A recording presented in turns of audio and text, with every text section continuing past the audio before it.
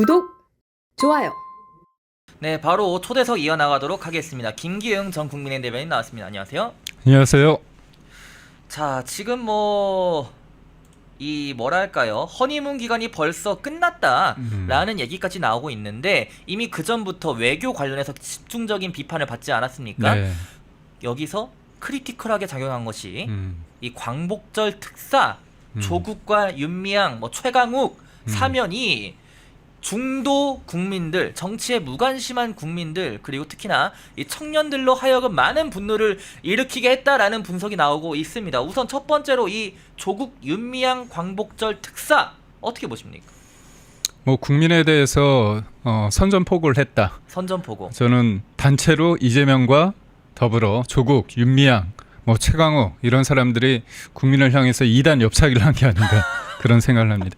제 지지율 얘기를 잠깐 설명을 하자면, 지지율은 사실 악재가 생겼을 때 우리가 볼 때는 그때그때 반영이 될 거라고 생각하잖아요. 네. 그렇지 않습니다. 아, 그래요? 왜냐하면 특히나 지금 정부가 바뀐 지 얼마 안 됐기 때문에 국민들 입장에서는 잘못이 있어도 그냥 좀 보는 경향이 있습니다. 관망을 하는 거죠. 기다리죠. 그러다가 그게 쌓이다가 야, 이 정도면 진짜 너무한 거 아니야?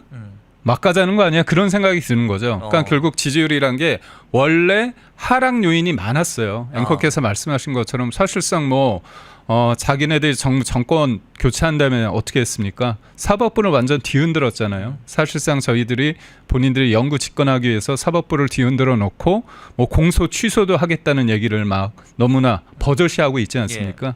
그리고 대법원장도 탄핵시키겠다, 특검하겠다 그런 얘기를 하고 있어서 반헌법적인 작태도 있고, 그다음에 또 인사 문제도 오랫동안 불거졌잖아요. 지금 강선우 문제도 그렇고, 지금 그래도 움직이지 않는 사람 있잖아요. 최동석이라는 그분. 그분도 계속 국민들이 볼 때는 이거 언제 저 사람 내려오지 그럴 때 안 내려오잖아요. 그러니까 이런 것들이 쌓인 겁니다. 쌓여서 결정적으로 두 글자로 표현이 되는 거죠. 오만하다. 그리고 또 하나는 뭐냐?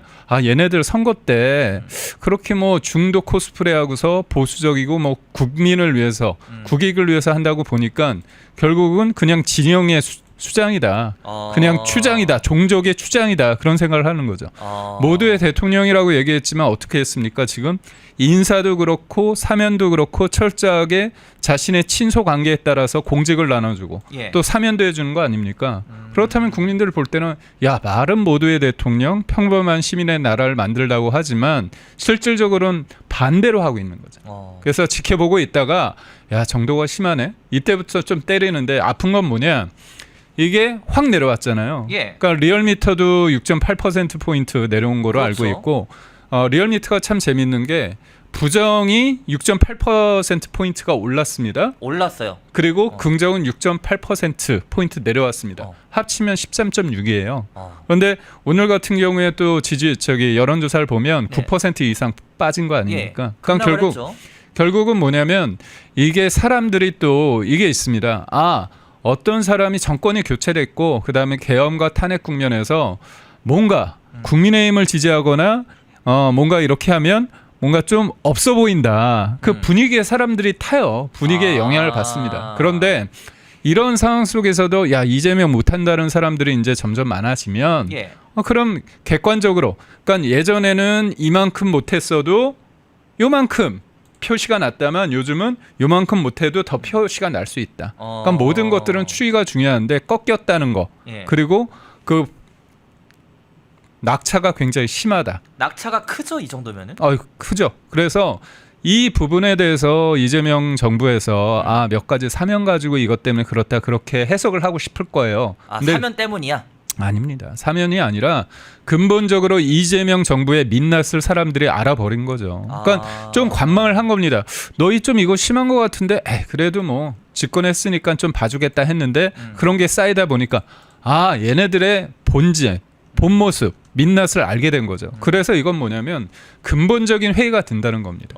원래 중도적인 사람들 입장은 뭐냐면, 정권이 교체되면 그 가르마가 타졌으니까 이 정부 좀 잘 되길 바란 것도 있고, 진보와 달리 보수의 사람들의 특징이 그렇습니다. 진보는 본인들이 지지하지 않은 사람들이 정권을 잡으면 끌어내리려고 하거든요. 취임하기 전부터 그렇죠. 내려와. 근데 보수는 어떤 색을 하냐면 뭐 우리가 잘못했으니까 그랬겠지. 그리고 뭐 새로운 정권 들었으니까 좀 지지해 주자. 그게 있는 거예요. 그런데 2달 사이에 이게 오만하기 때문에 그런 겁니다.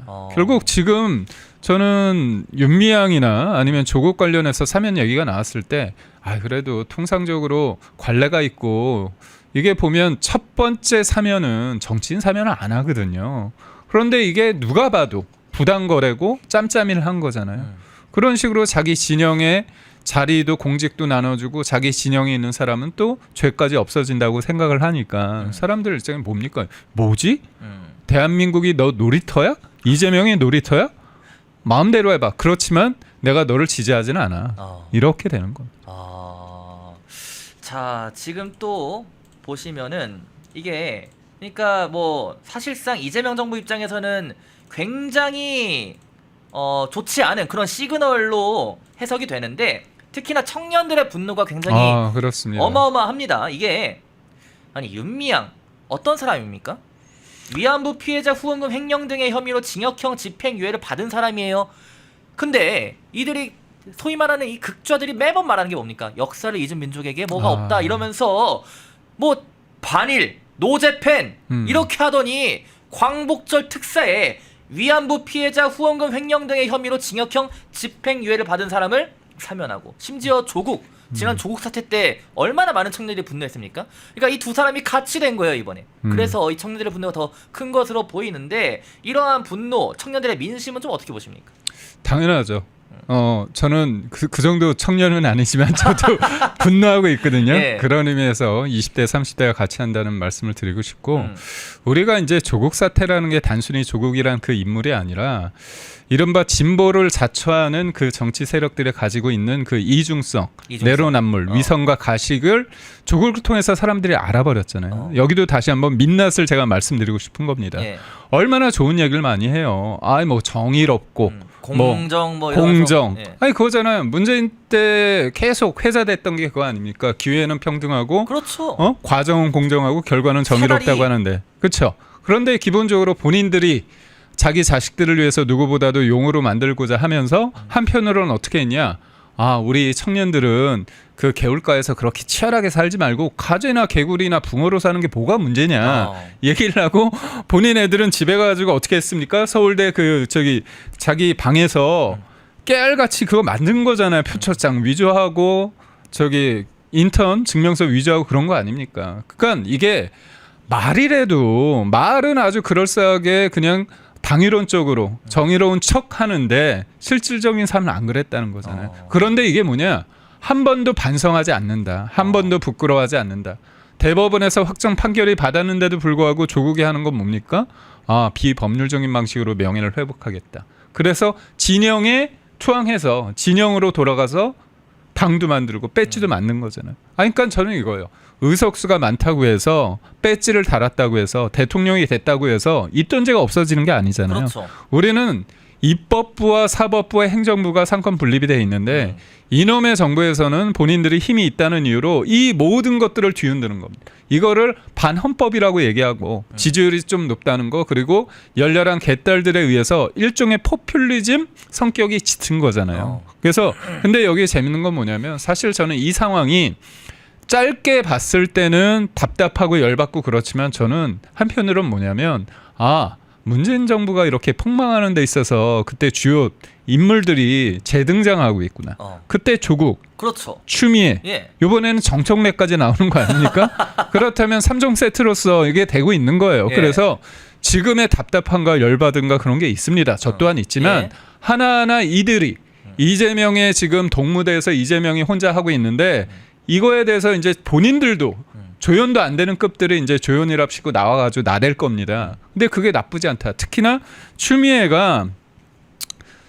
법사위원장이 될 분께서 뭐라고 했습니까? 판사 출신인데도 불구하고 요번에 사실상 유일하게 민주당 의원들도 알아요. 윤미향 이거 디펜스 치면 안 된다는 거 아는데 유일하게 뭐라고 얘기했냐면 정의를 저버린 사법부를 교정해야 된다.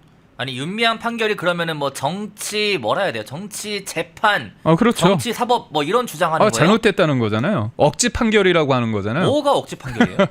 아니 모든 것들은 다 나오거든요. 할머니 돈, 그다음에 정부에서 받은 그 보조금 통해 가지고 어디에다 썼습니까?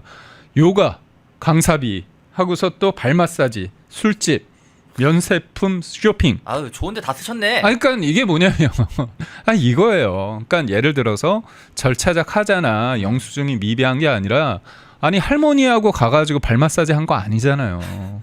그러니까 오죽하면 이 문제를 제기한 게 누굽니까? 이용수 할머니잖아요. 내부 고발 폭로식으로 나왔잖아요. 근데 이게 우리가 잘 봐야 될 게 잘 보십시오. 위안부 할머니가 예. 본인들이 만들어 놓은 프레임 안에서 본인들이 얘기하는 데 있어서의 어떤 반일 운동의 수단으로서 장치로서 소재로서 할 때는 좋아. 추앙해. 피해자 할머니라고. 네. 이분들의 인권과 명예 회복을 회복시켜야 된다고 얘기를 하는데 그 할머니가 그 위안부 관련해 가지고 반일 운동을 하는 데 있어서 사실상 도구하고 수단화했던 그런 상황에 대해서 다른 사람도 아니고 이용수 할머니가 문제 제기를 하니까 어떻게 얘기합니까? 위안부 할머니를 공격하잖아요. 지금 난리 났어요. 그렇죠. 예. 완전 그냥 악마화하고 있습니다. 그러니까 이게 뭐냐면 이분들한테 위안부 할머니들의 그 아픔, 뭐 사리사욕 챙기려고 그런 댓글들도 보이던데요. 그렇죠. 그러니까 위안에 있는 그 가슴에 있는 한 예. 그런 것들을 진짜 순수한 마음으로 풀어줬던 그렇고자 해서 이쪽에 후원도 하고 도움을 줬던 사람들을 배신 때린 거잖아요. 그런데도 불구하고 어땠습니까? 윤미향이라는 사람들이 이런 문제 제기하는 저는 뭐 지난주부터 많이 문제 제기를 하니까 제가 사물이 됐습니다. 욕하는 것들 이렇게 표현 욕하는 것들 저는 사람도 아니야. 불쌍하다. 그렇지. 불쌍하다. 그러니까 이게 얼마나 이 사람들이 가지는 그 뭐랄까요? 세상을 바라보는 눈, 그러니까 본인들만이 지고지선하고 정의롭다. 이게 깔려 있는 거예요. 그래서 저는 이 문제는 뭐냐면 왜 이 사람들이 항상 이런 식의 프레임을 만드느냐? 본인이 잘못한 걸 인정해야 되는데 그게 아니고 문제를 제기하는 사람이 나쁜 사람이다. 정치 검찰도 나쁜 사람, 위안부 할머니들도 나쁜 사람. 그럼 정치 패널. 저도 욕하는 것들. 그래서 제가 사물이 된 거죠. 사물인데 말을 해. 신기해. 외신에서 내가 볼 때는 이제 취재해야 될 것 같은데 예.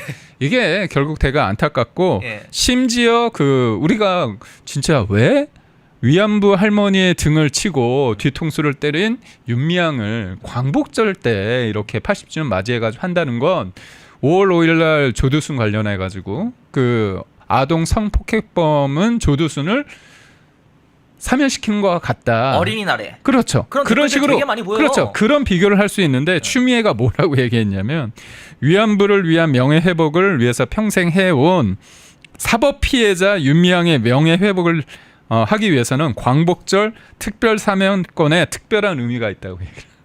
아 진짜 이게 저들은 아니 추미애 곧 법사위원장 진 그분께서 정말 그렇게 생각을 하시는 걸까요? 정말로? 일종의 제가 볼 때 조국도 그렇고 윤미향도 그렇고 이 사람들도 사람인데 이 사람들이 잘못했다는 거 모를까요? 설마. 저는 약간 그런 생각을 하거든요. 그래서 저는 일종의 이거는 서사람고 생각합니다.